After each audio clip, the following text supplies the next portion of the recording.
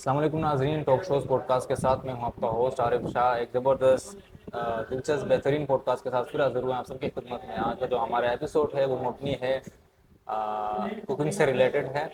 और कुकिंग होती किस तरह है और इसके जो स्ट्रेटजीज़ क्या हैं और इससे आप घर बैठे पैसे कैसे कमा सकते हैं, सारी चीज़ें आज के एपिसोड में हमें पता चलेंगी। और काफ़ी इंफॉर्मेटिव पॉडकास्ट होने वाला है ये।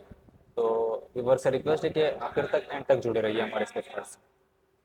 तो आज की जो हमारी पैनल पे जो मैंने गेस्ट लाइनअप किए हैं उनको मैं शॉर्ट इंट्रो करवा लेता हूँ, उसके बाद जो है स्ट्रेट क्वेश्चन आंसर की तरफ आएंगे। जो गेस्ट मेरे साथ मौजूद है इस वक्त, नूरुल एन इनका नाम है और बाय प्रोफेशन ये होम बेस्ड शेफ हैं। आइए इनसे पूछते हैं कि इनकी जर्नीज किस तरह रही, क्या इनकी स्ट्रेटजीज है, क्या फेवरेट डिशेज है, डिमांड्स क्या है गेस्ट इनकी, जो कस्टमर्स हैं उनकी डिमांड्स क्या हैं, और किस तरह सब कुछ मैनेज करती हैं। लाइक अस्सलाम वालेकुम मैम, वालेकुम अस्सलाम। कैसी हैं आप? सब ठीक है? ठीक है, अल्हम्दुलिल्लाह। ठीक। अच्छा, सबसे पहले व्यूवर्स को बताएं कि किस चीज़ से इंस्पायर्ड होकर आप कुकिंग की फील्ड में आए। इंस्पायर तो मैं किसी से नहीं हुई थी, बस मजबूरी कह सकते हैं कि उस वजह से मुझे इस फील्ड में आना पड़ा, क्योंकि कोविड लगा था। आपको पता है कि कोविड में बहुत सारे बिजनेस बंद हो गए थे। बिल्कुल। तो मैं भी जॉब करती थी और स्कूल में टीचर थी ऐसा बाय प्रोफेशन। तो बस वो स्कूल भी बंद हो गया था, उन्होंने कहा आप घर बैठे। तो फिर मैं स्क्रॉल कर रही थी फेसबुक में ऐसे ही, तो एक इंस्टीट्यूट है वहाँ पे मैंने फॉर्म फिल करा। बाय चांस मेरा वहाँ पे नाम आ गया, वहाँ नाम आया तो फिर मैंने एज अ बेकिंग मैंने वहाँ पे सीखा। जब मैंने सीखना शुरू किया तो फिर मुझे पता चला अच्छा ये तो बहुत ह्यूज फील्ड है, इसमें इतना कुछ है। तो बस वहाँ से मेरा इंटरेस्ट डेवलप हुआ और फिर मैंने वहाँ से बेकरी और पेस्ट्री आर्ट में डिप्लोमा किया।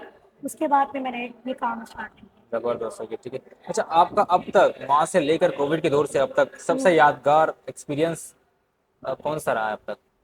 सबसे यादगार एक्सपीरियंस ये जो है, एक मैं चैनल पे गई थी, वहाँ का रहा था मुझे कि मैं गई हूँ और फिर पता चला कि वहाँ पे उन्होंने इतनी देर वेट कराने के बाद कहना कि अब आपका जो है ना शूट नहीं हो रहा आज। अच्छा, ये तो सबसे वर्स्ट एक्सपीरियंस है आपका। ठीक है, हाँ हो जाता है, ठीक। अच्छा, आप किस टाइप की कुकिंग की में महारत रखती हैं? वैसे तो मैं अपने पाकिस्तानी कुकिंग में भी बहुत मैं एक्सपर्ट हूँ। कुकिंग में तो वैसे ही मैं एक्सपर्ट हूँ, लेकिन जो मैंने सीखा वो मैंने बेकरी लाइन में सीखा था, क्योंकि अच्छा, मुझे अपना घर से बिजनेस स्टार्ट करना था। अपने बच्चों के लिए कुछ करना मैं चाह रही थी, ज़बरदस्त। ताकि बच्चों को मैं सपोर्ट कर सकूँ अपना। ठीक। वैसे चीज़ें चल रही है आपकी लाइफ में जिस तरह आप चाह रही थी? जी, जी, अब तो काफ़ी जिस तरह मैं चाह रही थी उस तरह से लाइनअप अब होता जा रहा है। शुरू में बहुत मुश्किलातें आईं, बहुत हाँ कुछ होता है, फेस करना पड़ा, टैकल फैमिली करना की पड़ता तरफ है। से भी, बच्चों की तरफ से भी, आगे बाहर लोगों की तरफ से भी बहुत कुछ सुना, लेकिन मैंने रुकी नहीं, मुझे हार नहीं रुकना माना नहीं आपने। था। ठीक है, ज़बरदस्त काम है। अच्छा, आप एज अ शेफ और हुँ, आम जो कुकर होते हैं, औरतें जो घर में जी, खाना जी। बनाती हैं, उनमें क्या डिफरेंशिएट है?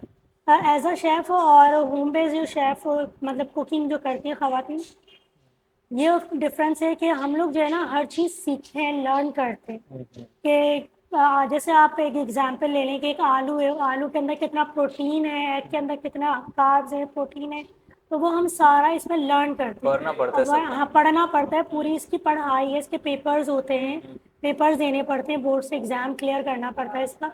अब जो घर में खवातीन है बस उन्हें तो ये पता है कि बस आलू से ये बनेगा और ये हाँ, बना करके बस दे बस दिया। खिलाएं, अब बिल्कुल। शेफ़ जो है अगर वो जैसे ख़राब भी हो गया तो उसको किस तरह हैंडल करना है अपने कस्टमर्स के लिए, वो ये सब जो है ना लर्न करके लर्न आता है। करना पड़ता है, जी। बिल्कुल ठीक है। अच्छा, आपकी सिग्नेचर सिग्नेचर डिश कौन सी है? मेरी सिग्नेचर डिश जो है, मेरा सिंगापुरियन राइस और खाउसा बहुत फेमस है। अच्छा। इसके अलावा केक्स मेरे बहुत डिमांडिंग आइटम्स हैं, हम्म, क्योंकि तो मैं काम ही इस पे करती हूँ। आपका जो जितना काम है सारा ऑनलाइन है, फिजिकली तो कुछ नहीं है? जी, जी, मेरा सारा टोटल ऑर्डर्स ऑनलाइन वगैरह सभी ऑनलाइन आते है। हैं? जी, ऑनलाइन। ठीक है। अच्छा, आपका सबसे चैलेंजिंग पार्ट कौन सा रहा है अब तक एज अ शेफ? सबसे चैलेंजिंग पार्ट जो है टाइम को मैनेज करना रहा है, कि टाइम जो है ना आपको अपनी घर की लाइफ को भी देना, फिर आपने एज अपना काम को भी देना, और फिर अभी मैं रिसेंटली एक स्टूडेंट भी हूँ। मैं अभी एडवांस फूड प्रोडक्शन में डिप्लोमा कर रही हूँ, तो उसमें भी टाइम देना, मतलब टाइम का मैनेज करना मैनेज सबसे करना टफ चीज़ सबसे है। चैलेंजिंग पार्ट मुझे लगता है अपनी लाइफ में। ठीक है, तो ये बताएं कि कुकिंग को और वर्क को आप कैसे बैलेंस करती हैं? कुकिंग और वर्क मेरा इस तरह मैनेज होता है कि मैं मॉर्निंग में जो है मोस्टली कुकिंग करती हूँ, क्योंकि बच्चे आपको पता है कि स्कूल चले जाते हैं तो आपके पास थोड़ा टाइम होता है। तो फिर मैं जल्दी जल्दी अपना जो है जो भी मेरे ऑर्डर्स वगैरह होते हैं वो मैं उस टाइम पे ले लेती हूँ। मतलब मोस्टली मेरे केक्स के ऑर्डर्स हैं, तो मैं स्पंज वगैरह बना लेती हूँ, उसको क्रम कोट कर लेती हूँ, फिर उसके बाद बाकी का जो काम है मैं रात में मैनेज करती हूँ।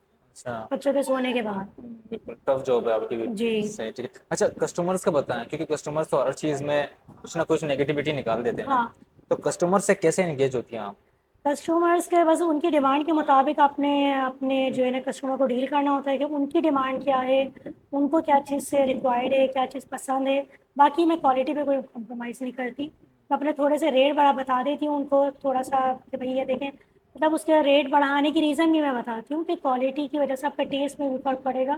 तो मेरे कस्टमर अल्हम्दुलिल्लाह सेटिस्फाई हैं और मुझे अगेन एंड अगेन ऑर्डर करते हैं। जी, ये बताएं कि कुकिंग का फ्यूचर क्या है पाकिस्तान में? कुकिंग का फ्यूचर मुझे अब काफ़ी ब्राइट लग रहा है क्योंकि जिस तरह बच्चे जो है आजकल के इंटरेस्ट ले रहे हैं और पहले की जो मतलब आप हमारे पेरेंट्स वगैरह देखें इस चीज़ को बहुत बुरा समझते थे कि ये क्या आप बावर्ची बन गए, मतलब आप जो है खाना बनाओगे, मतलब वॉइस को ये बुरा समझा जाता था। लेकिन अब इस चीज़ को अच्छा समझा जा रहा है कि आप पढ़ लिख करके एज अ शेफ़ की फील्ड में आ गए। तो अब मुझे लगता है कि इसका अच्छा खासा स्कोप होता जा रहा है। ठीक है, ठीक है। अच्छा, मैं आपसे फाइनल 2 क्वेश्चंस करता हूँ, उसके बाद चीज़ें रैप अप करते हैं, ठीक है? आप खुद को कहाँ देखती है कुकिंग की दुनिया में अगले 3 सालों में? अगले 3 सालों में मैं देखना चाहती हूँ अपने आप को एग्जीक्यूटिव शेफ़ की पोस्ट पर। इस तरह मैं मेहनत कर रही हूँ क्योंकि मेरा अब आइंदा इरादा है कि मैं अपने बिजनेस के साथ साथ आगे इंडस्ट्री में भी रहूँ। ज़बरदस्त, ज़बरदस्त। होप फॉर द बेस्ट, ठीक है। अच्छा, मैं आपसे टंग ट्विस्टर का क्वेश्चन करूँगा। जी। अगर आपने इसको फर्स्ट टाइम में भी जवाब इसका सही दे दिया तो हमारी टॉक शोज़ पॉडकास्ट की तरफ से आपको एक आईफ़ोन मिलेगा, ठीक है? चलिए बताएँ। She sells by the sea हॉर्स। Sea shell by the sea हॉर्स। ठीक है, कुछ आगे पीछे हुआ है पर हेलो, ओके। अच्छा नूरुल, आप हमारे हुसैनी ब्लड बैंक में मौजूद हैं, कभी ऐसा हुआ है कि आपको ब्लड की नीड पड़ी हो या आपने कभी सीबीसी वगैरह टेस्ट वगैरह लेबोरेटरी से करवाए हुसैनी के, तो उनका क्या रिस्पॉन्स है आपके? जी, मैं ज़रूरत पड़ी, मुझे 2-3 बार पड़ी है ज़रूरत क्योंकि वैसे वाला को पता है प्रेगनेंसी में तो ब्लड मांगते हैं। तो फिर मैं हुसैन ही आई थी और ब्लड टेस्ट भी यहीं से मैंने करवाया था। ओके, ओके, पॉजिटिव रिस्पॉन्स आया इनकी तरफ से? जी, जी, अच्छा रिस्पॉन्स दिया है, स्टाफ अच्छा है यहाँ पे, कोऑपरेटिव स्टाफ है और फिर क्विक सर्विस है यहाँ। अच्छा नूरुल, आप हमारे टॉक शोज़ पॉडकास्ट में मौजूद हैं, शॉर्ट मैसेज कन्वे करें व्यूअर्स के लिए। शॉर्ट मैसेज मैं यही देना चाहती हूँ कि जो आजकल की हमारी यंग जनरेशन है और वो कुकिंग से बहुत ज़्यादा भागती हैं, तो वो इस फील्ड को अपनाएं। इस फील्ड में बहुत स्कोप है और बहुत अच्छी फील्ड है, बहुत ह्यूज इसमें जो है ना आगे फील्ड से निकलती हैं बहुत सारी, मतलब शेफ्स की भी टाइप्स हैं इसके अंदर। आप इसमें इंटरनेशनली भी जा सकते हैं तो इसको ज़रूर ज्वाइन करें। ठीक है, ज़बरदस्त पॉजिटिव मैसेज कन्वे किया है नूरुल साहिबा ने। तो इंशाल्लाह ताला अगले एपिसोड में आप लोगों से फिर मुलाकात होगी व्यूअर्स। मैं हूँ आपका होस्ट आरिफ।